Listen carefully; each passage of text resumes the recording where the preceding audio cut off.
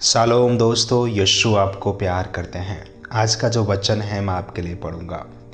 अगर आप तीमुथियुस 4:1 पढ़ोगे तो वचन कहता है, परंतु आत्मा स्पष्टता से कहता है कि आने वाले समय में लोग भरमाने वाली आत्माओं और दुष्ट आत्माओं की शिक्षा पर मन लगाकर विश्वास से बहक जाएंगे। प्रभु की स्तुति हो। यह वचन साफ साफ बता रहा है, पौलुस भविष्यवाणी कर रहा था आने वाले समय के विषय में कि ऐसा समय आएगा कि लोग दुष्ट आत्माओं की शिक्षा पर और भरमाने वाली शिक्षा पर मन लगाएंगे। मन लगाने के कारण विश्वास से बहक जाएंगे। तो यहाँ एक सवाल आता है कि आखिर हम कैसे पहचानें कि कौन व्यक्ति दुष्ट आत्मा से प्रेरित होकर शिक्षा दे रहा है, या दुष्ट आत्माओं की शिक्षा कौन सी है और भरमाने वाली आत्माओं की शिक्षा कौन सी है। इसके लिए मैं एक वचन आपके लिए पढ़ूंगा। पहला यूहन्ना 4:3 पढ़ोगे तो वचन कहता है, और जो आत्मा यीशु को नहीं मानती वह परमेश्वर की ओर से नहीं, और वही तो मसीह विरोधी की आत्मा है, जिसकी चर्चा तुम सुन चुके हो कि वह आने वाला है और अब भी जगत में है। प्रभु की स्तुति हो। यह यूहन्ना साफ साफ बता रहा है एक विरोधी की आत्मा, एंटी क्राइस्ट की आत्मा के विषय बोल रहा है कि जो आत्मा यीशु को नहीं मानती है वो आत्मा परमेश्वर की ओर से नहीं है, वो विरोधी की आत्मा है। यह वचन साफ साफ बता रहा है। आज हम देखते हैं कि बहुत से लोगों की जो शिक्षाएं होती हैं, उनके जो सिद्धांत होते हैं, वो यीशु की शिक्षा के साथ मैच नहीं खाते हैं कतई भी। यीशु मसीह ने सिखाया लोगों को माफ़ करने के लिए, आपस में प्रेम करने के लिए, और भी बहुत सारी शिक्षाएं यीशु मसीह ने हमें सिखाई हैं। लेकिन हम देखते हैं कि जो लोग ऐसे हैं जो मसीह की शिक्षा पे नहीं मन लगाते हैं। हम बाइबल में पढ़ते हैं कि यीशु मसीह श्रापित हुए जिससे हम श्राप मुक्त हो सकें। जैसे गलतियों 3:13 में लिखा है कि जो काट पे लटकाया जाता है वो श्रापित है। यीशु हमारे लिए श्रापित हुए जिससे हम श्राप मुक्त हो जाएं। लेकिन आज हम कलीसियाओं में देखते हैं, हम सेवकों को बोलते हुए देखते हैं कि आप श्रापों को तोड़िए, आपके ऊपर ये वाला श्राप काम कर रहा है, आपके ऊपर वो वाला श्राप काम कर रहा है। वो विश्वास नहीं करते कि यीशु हमारे लिए श्रापित हो गए जिससे हम श्राप मुक्त हो जाए। वो क्या करते हैं, मूसा की व्यवस्था को सामने रखकर हमारे ऊपर सारे श्रापों को ऑपरेट कराकर वो हमसे हमेशा श्राप तुड़वाते रहते हैं। वो विश्वास नहीं करते कि हम व्यवस्था के कामों से नहीं, यीशु के नाम पे विश्वास करने से धर्मी ठहरते हैं। पौलुस बोलता है कि कोई भी व्यक्ति व्यवस्था के कामों से प्रभु के सामने धर्मी नहीं ठहरेगा। प्रभु ऐसे बोलता है कि व्यवस्था का विश्वास से कुछ भी लेना देना नहीं है। वचन कहता है हम मसीह यीशु क्रिस्त में सेत में धर्मी ठहराए गए हैं। तो हमें जो धार्मिकता मिली है वो यीशु की कुर्बानी के कारण मिली है। वचन कहता है कि उन्हें मार खाई जिससे हम चंगे हो जाएं, वो गरीब बने जिससे हम अमीर हो जाएं। हमारी जो धार्मिकता है, हमारी जो आशीष है, हमारा जो कुछ भी वजूद है वो मसीह हैं। तो आज बहुत से ऐसे लोग हैं जो मसीह की शिक्षा को नहीं मानते हैं, मसीह यीशु को नहीं मानते हैं और बुरी रीति से मसीह का विरोध करते हैं। इनडायरेक्टली हम देखते हैं कि लोग श्रापों को तोड़ते रहते हैं कि ये वाला श्राप काम कर रहा है, वो वाला श्राप काम कर रहा है, लेकिन रियल में कोई श्राप हम पे लागू नहीं होता है। अगर आप बाइबल पढ़ोगे तो एक जगह पौलुस इस प्रकार से बोलता है कि पति के जीते जी अगर कोई स्त्री दूसरे पुरुष की हो जाए तो व्यभिचार नहीं कहलाएगी, लेकिन पति मर जाए तो जिसकी चाहे उसकी हो सकती है, वो व्यवस्था से छूट गई है। बिल्कुल इसी तरह वचन कहता है कि हम जो मसीह यीशु क्रिस्त में हैं, हम बपतिस्मा के द्वारा मसीह के साथ गाड़े गए हैं। अब हम जीवित नहीं हैं, मसीह हम में जीवित है। बाइबल बताती है कि जो कोई मसीह यीशु क्रिस्त में है वो न्यू क्रिएशन है। तो हम कोई जीवित नहीं है, अब मसीह हम में जीवित है। हम जीवित हैं तो उस विश्वास से जो मसीह यीशु के नाम पर है, मसीह यीशु क्रिस्त में न्यू क्रिएशन है। वचन कहता है कि हम अनुग्रह के अधीनगी में हैं, हम व्यवस्था के अधीनगी में नहीं हैं। हम जो जीवित हैं तो सिर्फ उस विश्वास से हैं जो मसीह यीशु के नाम पर है। बाइबल कहती है कि जो मसीह यीशु क्रिस्त में है उस पर कोई दंड की आज्ञा नहीं है, वो मृत्यु से पार होकर जीवन में प्रवेश कर चुका है। लेकिन हम आज देखते हैं कि बहुत से लोग जो है मसीह के विरुद्ध ही पूरी सारी शिक्षाओं को देते हैं। वो मानते हैं कि हम आप अच्छे कर्म करोगे, लोगों को दान दोगे या लोग कोई भले भले काम करोगे तो आपका उद्धार होगा। हम प्रेतों की पुस्तक में पढ़ते हैं कि वहाँ कुछ लोग थे जो आकर कलीसियाओं को सिखा रहे थे कि आपको मूसा की व्यवस्था को मानना चाहिए, उद्धार पाने के लिए आपको खतना कराना चाहिए।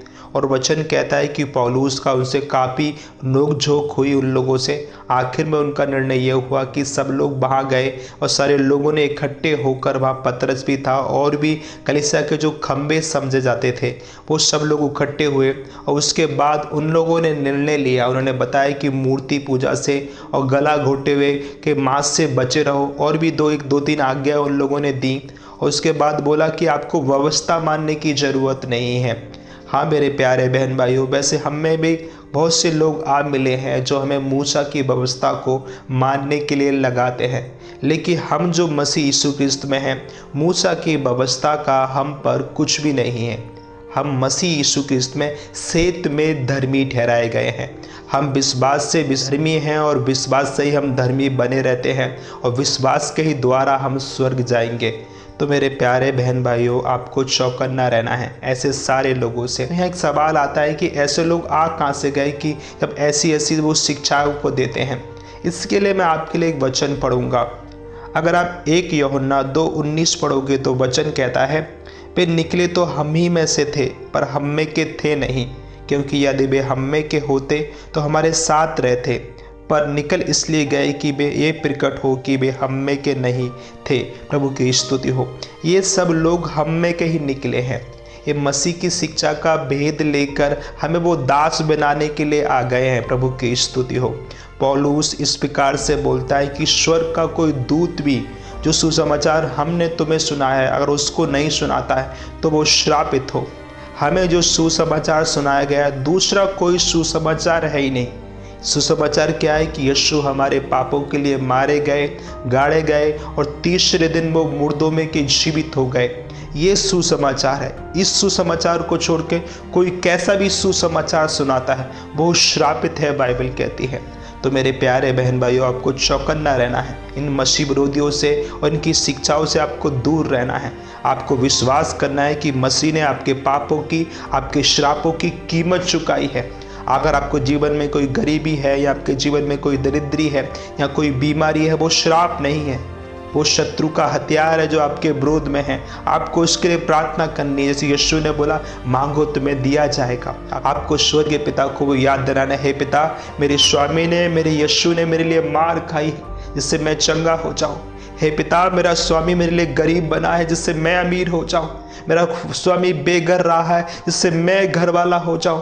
हे पिता, मुझे वो सारी आशीष दे जो जिसकी कीमत मेरे स्वामी ने चुकाई। उसके लिए आप प्रार्थना कीजिए। बाइबल कहती है कि परमेश्वर, अब यीशु के नाम से जो कुछ भी मांगोगे आपको दिया जाएगा।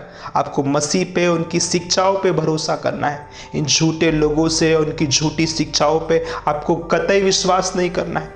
कोई भी श्राप आपके जीवन पे लागू नहीं होता है। आप परम प्रधान परमेश्वर की संतान हो। आप लहू की इच्छा से, मनुष्य की इच्छा से, आप शरीर की इच्छा से उत्पन्न नहीं हुए हो। आप परमेश्वर की इच्छा से उत्पन्न हुए हो और संसार बनने से पहले आपको चुना गया है।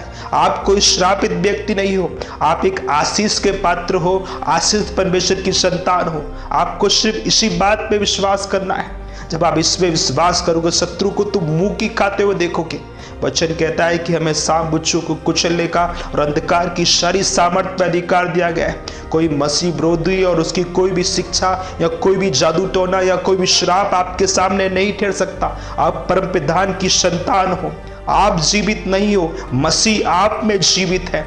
तो मेरे प्यारे बहन भाइयों, आपको चौकन्ना रहना है। ऐसे लोगों से आपको दूर रहना है जो मसीह की शिक्षा के विरोध में आपको कुछ सिखाते हैं। और आपको दिन रात मसीह के वचन को पढ़ना है। स्पेशली ये 4 गॉस्पेल की पुस्तकें, मत्ती, मरकुस, लूका, यूहन्ना और आगे की जितनी पत्रियां पौलुस ने लिखी हैं, वो सारी पत्रियों को पढ़ना है। खासकर रोमियो की पत्री में आपको पूरा विस्तार में पौलुस ने इसके विषय में सिखाया। जब आप पढ़ोगे तो आपको समझेगा कि हम मसीह यीशु क्रिस्त में सेत में धर्मी ठहराए गए हैं। आप पर कोई भी श्राप लागू नहीं होता है।